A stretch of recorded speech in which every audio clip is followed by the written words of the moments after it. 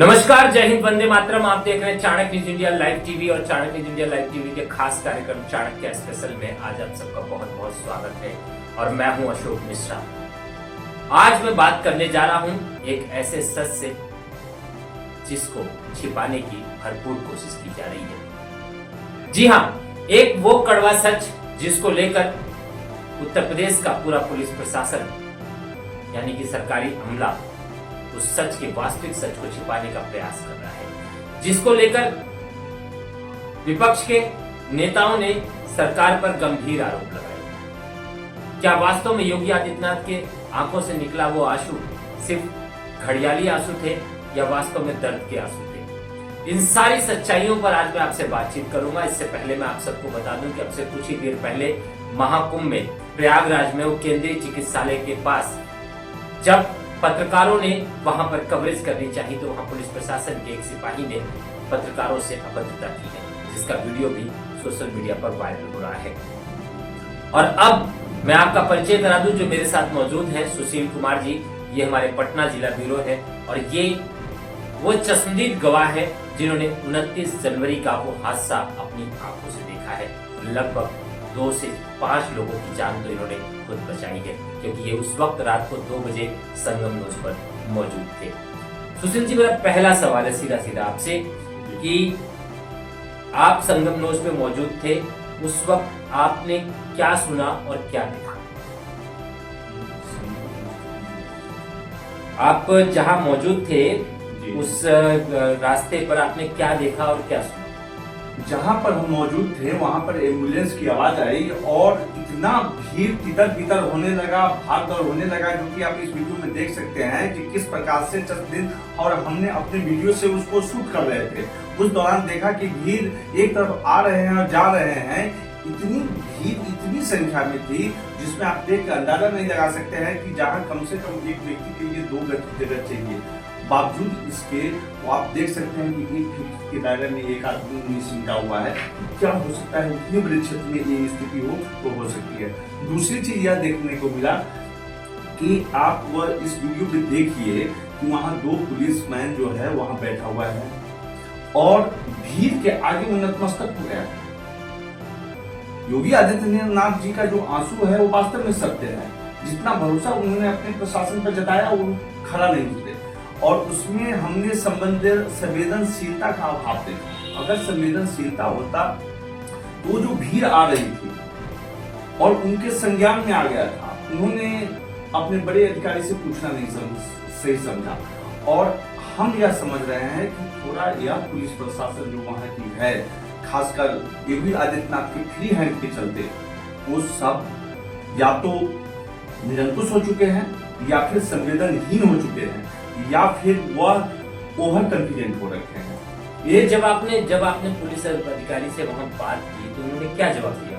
मैंने तो वहां नोट पर जाने की बात कहे, जब हमें शूट वगैरह करने जाना है तो वहां हमको तो जाने नहीं दिया गया। बताएं कि यहाँ पर साधु लोग पहले आज स्नान करेंगे, अमृत स्नान, उसके लिए लोगों को रोका जा रहा है। हम कहे ठीक है, कानून व्यवस्था की बात है, प्रशासन ने हमको जाने दिया जाए, हम थोड़ी देर शूट करेंगे, आ जाएगा। उन्होंने कहा नहीं, आज का नियम वही है, सर का आदेश है, नहीं जाना है तो आप नहीं जाइए, कृपया आप चले जाइए। मैंने कहा ठीक है, स्वागत है, और हम चले आए। लेकिन यही चीज जो भीड़ आ रही थी और भीड़ को नियंत्रण करने के बजाय उनको या तो वहां रोक दिया जाता, ब्रह्म मुहूर्त में स्नान हो जाता, पहले ही रोक दिया जाता। और यहाँ हम समझ रहे हैं कि बड़े अधिकारी तक यह सूचना पहुंचा ही नहीं कि भीड़ अनकंट्रोल आने वाला है। आप देख सकते हैं कि एनएच का आप देखिए, उसमें जो एनएच का आपका बोर्ड दिखाई दे रहा है और वह लगभग 5-6 किलोमीटर आगे है। उससे 5-6 किलोमीटर आगे स्टेशन से क्या भीड़ थी और उससे आगे हाईवे से कितनी भीड़ आ रही थी, यह देखने के बावजूद वो यह नहीं समझा कि अपने बड़े अधिकारी को बताएं ये चीज। दूसरी चीज देखा गया कि जो संगम स्नान के लिए आ रहा है, सब इच्छा से आ रहा है अमृत स्नान के, और अमृत स्नान के लिए वहां स्टे कर रहा है, सो रहा है और अनकंट्रोल भी रहा है, अनियंत्रित भी रहा है। तो इस पर अगर ये कुछ संज्ञान लिए रहते तो क्या हो सकता है, तो ये चीज। दूसरी चीज है कि पत्रकार जैसे लोग हैं, बुद्धिजीवी लोग हैं, अगर उनसे बातचीत कर रहे हैं तो उनको भी तो आइडिया मिलेगा, लेकिन वो इतने ओवर कॉन्फिडेंट होकर रखे हैं जिसका परिणाम ये हुआ।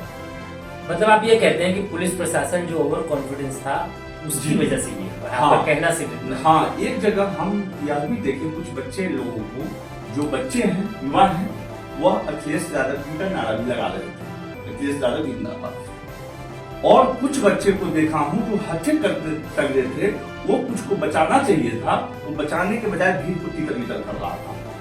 तीसरी चीज हमने यह देखा है कि हमने खुद देखे एक महिला और बच्चे की हालत काफी गंभीर थी, उसको बैरिकेड से मतलब जान लेने के करीब था।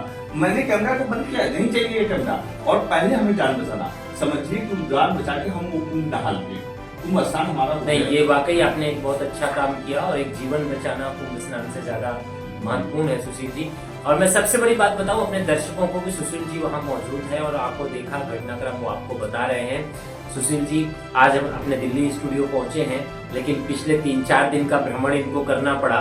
कुंभ से निकलकर फूलपुर गए, फूलपुर से जौनपुर, जौनपुर से मुरादाबाद, मुरादाबाद से तब वो दिल्ली पहुंचे।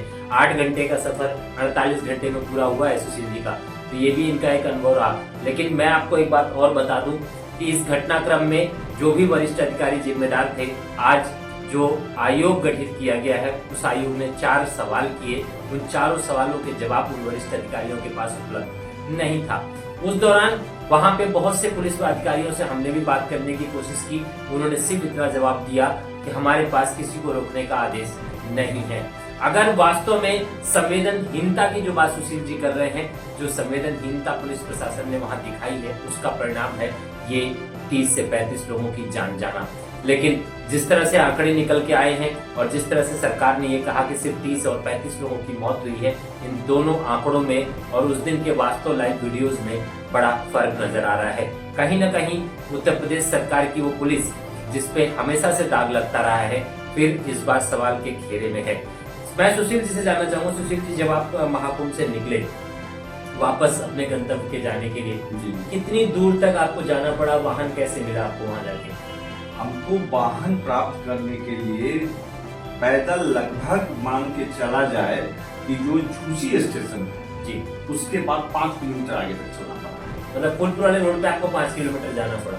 जी, जहाँ से आगे जाएंगे वहां पर बस डीटीसी की बस आ रही थी और जिनको हाथ दिया जा रहा था वो भी नहीं रोक रहे थे। उनका कहना था कि हम स्टैंड में ही रोकते हैं। बाद में हमको यह संज्ञान मिला, कुछ एक लोग थे जो जिनको राइड जो होते हैं वो जो रेपिडो वाले जो है वो मनचाहा पैसे मांग रहे थे, बावजूद इसको हमको देना पड़ा और फिर उनके जरिए माध्यम से वहां से 5 किलोमीटर आगे आने के बाद हमारी इतनी तादाद में झूसी से 5 किलोमीटर जाने के लिए उस व्यक्ति ने आपसे कितना दिया?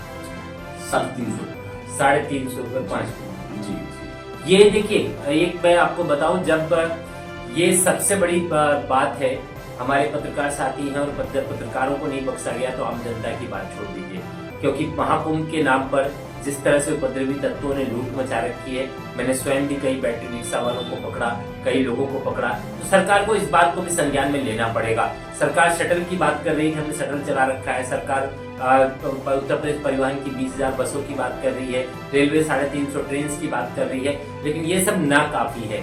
अभी भी 2 स्नान बाकी हैं और महाकुंभ में अभी भी कहीं ना कहीं व्यवस्था को अंजाम देना बहुत जरूरी है और व्यवस्था को समझना बहुत जरूरी है।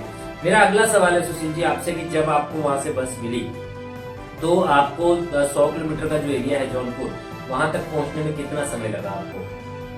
हम वहां से फूलपुर आए, फूलपुर पे फिर हम बस चेंज किए हैं, वो दूसरे जगह रूट से जा रही थी और एयर करते करते हम 3 बजे पहुंचे हैं, जबकि हम वहां से 4 बजे निकलते, सुबह 4 बजे।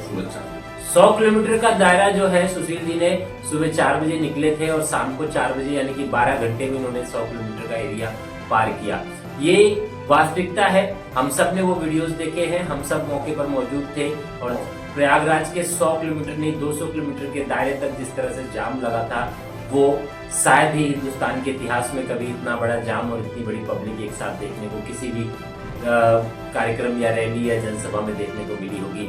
जो एक नज़ारा इस बार सुशील जी हम लोगों ने 29 जनवरी के मौनी अमावस्या के स्नान जी, पे वह देखा। मौनी अमावस इतनी पब्लिक और सचमुच इतनी कुछ भीड़ तो- पब्लिक के लिए, वह मौनी अमावस सचमुच कुछ पब्लिक के लिए अमावस बन गया। और एक चीज हम सुधार करना चाह रहे हैं कि वास्तव में बसेस की व्यवस्था काफी की गई है, लेकिन जो बाहरी है, अनजान है, निरक्षर है, उनको समझाना उचित वहां का ट्रांसपोर्ट के जो कर्मी है, मतलब जो वो नहीं मैसेज समझते हैं। मैसेज जो पास करने की व्यवस्था होनी चाहिए वो नहीं। वो नहीं है। और उसके बाद एक हर स्टेट का कोऑर्डिनेटर होना चाहिए वहाँ, जैसे कि बिहार का, यूपी का, बंगाल का, केरल का, चेन्नई का, सब जगह का एक होना चाहिए ताकि उनकी भाषा में समझ को उनको समझाया जा सकता। गया बिहार का एक आदमी थे, 2 महिला थी, और हम भी चूंकि बिहार से आते हैं तो उनकी भाषा को हम समझ रहे थे, लेकिन कहाँ किस पॉइंट पर है, कहाँ जाके उनका गंतव्य स्थल मिलेगा, जो पिछड़े हैं, इसके लिए पुलिस वाले को बताया आप इनकी मदद कीजिए। वो कह रहे हम ड्यूटी करेंगे कि मदद करेंगे। हम बोले कि इनको खाना खिलाना नहीं है, बल्कि आपको इनको समझाना है। पूरी तरह से ओवर कॉन्फिडेंस देखा गया। फिर हम उनकी बातों को समझे, और मैं परिस्थिति बस उनके साथ नहीं कुछ कर पाया। हम केवल पुलिस वाले का पता बताया जो करेंगे यही करेंगे, क्योंकि मैं किंग कर्तव्य विमुक्त हो चुका था उस समय। बिल्कुल सही कहा आपने। वहाँ पर हम सब किंग कर्तव्य विमुक्त हो चुके थे, क्योंकि हमारे पास कोई ऐसा मैकेनिज्म नहीं था, कोई ऐसा साधन नहीं था कि हम जनता को हम कुछ मदद पहुंचा सके। लेकिन फिर भी एक पत्रकार होने के नाते हमारा जो फर्ज था, हमने अपना फर्ज पूरा किया। लेकिन एक सबसे बड़ी बात जो सुशील जी ने भी कही और मैंने स्वयं उस बात को देखा, वो ये थी कि उत्तर प्रदेश पुलिस संवेदनहीनता की शिकार रही।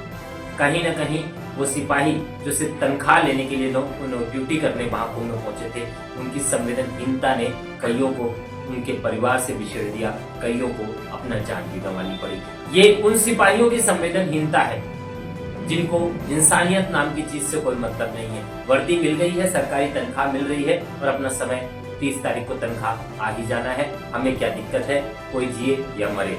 ये जो संवेदनहीनता 29 जनवरी को उत्तर प्रदेश पुलिस ने दिखाई, इसमें योगी आदित्यनाथ का दोष तो नहीं कहा जा सकता, क्योंकि वो व्यक्ति तो सजग दिखा, लेकिन उसके सिपहसालार जिनके माथे पे ये जिम्मा सौंपा गया, उन्होंने कहीं न कहीं संवेदनहीनता दिखाई है, जिसकी सत्यता इस बात से भी साबित होती है कि जब आज आयोग ने उनसे सवाल किया तो उनके पास कोई जवाब नहीं था। उसके बावजूद, इतना सब होने के बावजूद भी आज उत्तर प्रदेश पुलिस के एक सिपाही ने फिर केंद्रीय अस्पताल पर जब एम्बुलेंस का आने जाने का सिलसिला शुरू हुआ और मीडिया वहां कवर करने पहुंची, पत्रकारों के साथ अभद्रता करते नजर आए।